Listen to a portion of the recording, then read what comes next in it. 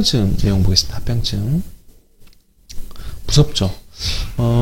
대부분 그 주사할 때 깨끗한 포를 사용하고 확실하게 드랩을 하게 되면은 문제가 안 생깁니다. 대부분 문제가 안 생기고, 이게 소독 같은 경우가 조금 불충분하거나 일회용에 재사용된 그런 걸 사용하게 되면 문제가 생길 수 있는데, 최근에 그렇게 사용한 경우 거의 없다고 보시면 되겠습니다.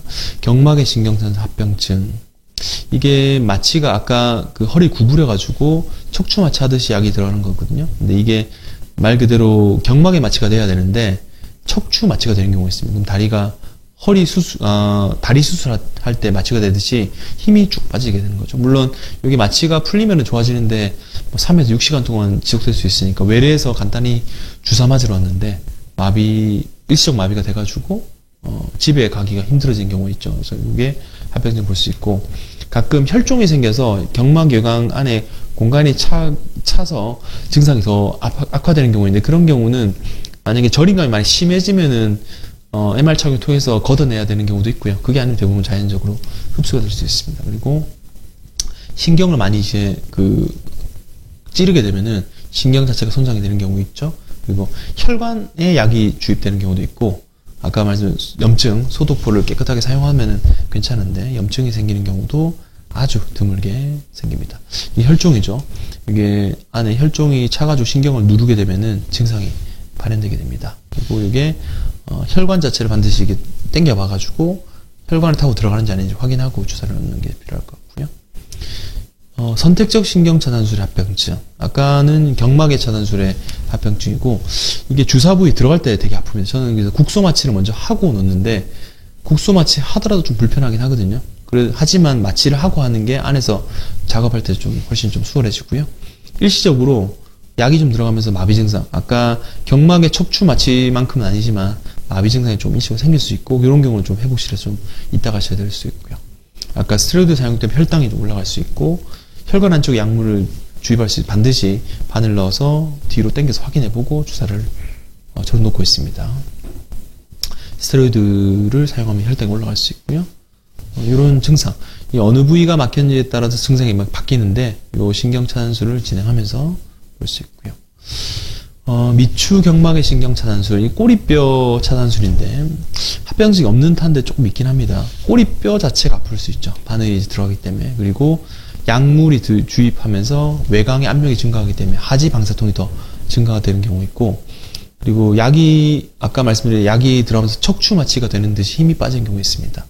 그리고 두통 이상 발현될 수 있는데, 약을 좀 천천히 넣어야 되거든요. 빨리 넣게 되면 그 척수압이 급격하게 올라가기 때문에 두통이 생길 수 있고 안 좋은 경우도 있으니까, 약을 시술자가 좀 천천히 주입하게 되면 이런 거는 큰 무리가 없을 겁니다. 이게 약이 올라가서 뇌압이 상승되면서 증상이 생길 수 있고, 아까 말씀드린 염증 발생이 생길 수 있어요. 이런 거는 주의해서 진행하면 되겠습니다. 내측 분지 신경차단술.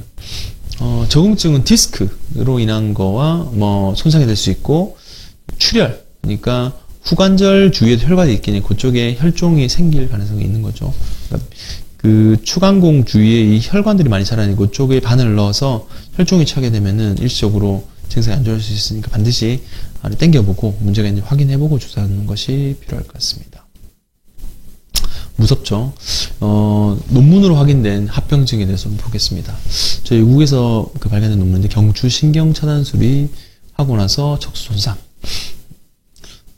일반 디스크 환자죠. 주사만 해도 좋아질 환자인데, 이렇게 바늘을 넣어서 투장비로 약을 넣었죠. 근데 환자분이 안 좋아졌죠.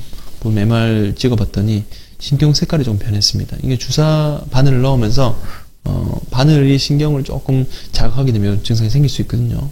6개월째 찍은 건데, 어쨌건 목주사 같은 경우는 뇌경색, 척수경색, 혈종, 마비 이런 게 생길 수 있으니까 특히 좀 조심해야 되는데, 특히 바늘을 이제 투장비 통해서 하게 되면 천공할 수 있거든요. 그래서 씨암 주사는 저는 하지 않고, 초음파로 하게 되면 혈관도 피할 수 있고 부위가 보이거든요. 굳이 그렇게 무리하게 할 필요 없으니까 초음파 신경차단술이 경추는 좀 유용한 것 같습니다. 그래서 방사선으로 많이 한다면 숙련된 사람, 근데 아무리 잘하더라도 한 케이스 생기면 되게 문제가 커지니까 저는 경추 차단술은 초음파로 하는 것을 권유드립니다. 돼 있네요. 경추, 초음파, 유도화, 중재술. 초음파로 보면은 혈관들이 다 보입니다. 바늘이 어디 들어간지 보이고, 여러 부위를 다 확인할 수 있어서, 이렇게, 이게 뭐 신경이죠. 이렇게 신경 쪽으로 바늘을 넣어서, 앞쪽에 혈관도 확인할 수 있고, 동맥, 신경도 볼 수 있으니까 바늘을 넣게 되면 안전하게 이 주위로 약이 들어가게 되는 거죠.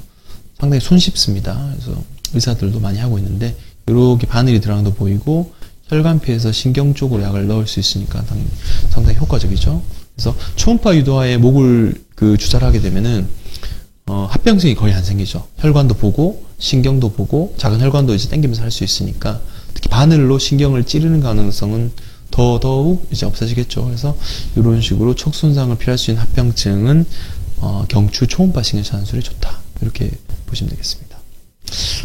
그리고 이 신경병적 치료 위해서 경추공간, 그러니까 선택적 신경차단술을 하는 거와 경막의 차단술을 비교했습니다. 어떤 게 좋은지. 아까 등으로 하는 주사도 말씀드렸는데, 우리 압으로 하는 거죠.